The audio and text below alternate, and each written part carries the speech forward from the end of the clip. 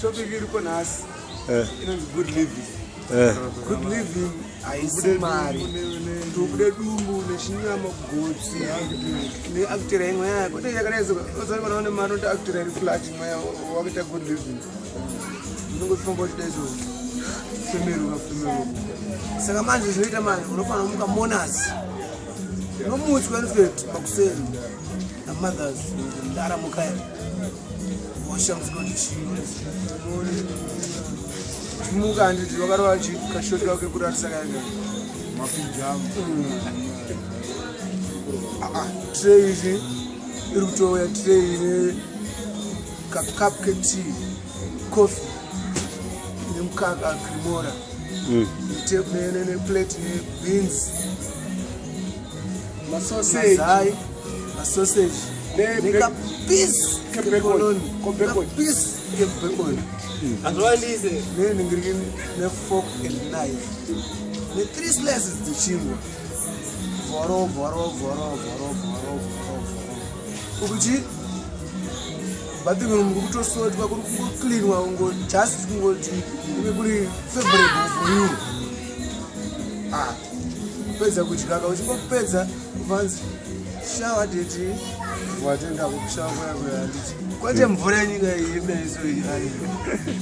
yekukupa wotota nekugotesta nabo aiso kugeza zidumbu rako apedza panorwa nonzi bathing institute auti kana wabva kubathing unofamba wakatakura zitauro nezvenzara zvezvo nozvisiya zvese imomo chinobuda mubathing masteps panapa neapo patomubedroom futi madam yakatogara yatokumirira kuti chi ufanira kurova chi smart musikana vasvika apa time ndiani apa time dzine dziri 7:45 iripo time dzine dziri 7:45 saka pano dziri 7:45 saka kurauza kuti paunofanira kudzanyira vashanda kubasa unofanira kumaza kubata time kunyange zvakaoma sei ubva watongotozvipinza kabhizi kuti 15 minutes ndizodzibate kuenda kucraft soso congestion yemuroad chichichichi wakutongopaiza ku anza sorry darling enda kupara combination yehembe kuti aiwa mina ningoita apa ilife ichi yemari dakuta sei yemunhu ane mari ubva wati chi kakakaka wopfeka wega bhurubharati sorry makutotukana pahembe apa chi kana jonjokuva nedzava dzekumupedza nhamo dzasadza ngoma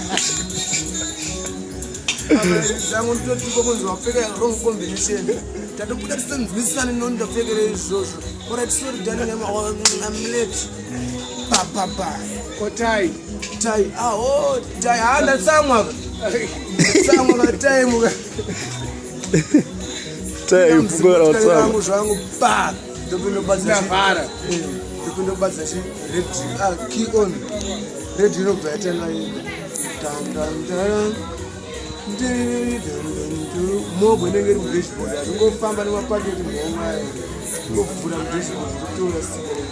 cigarette lighter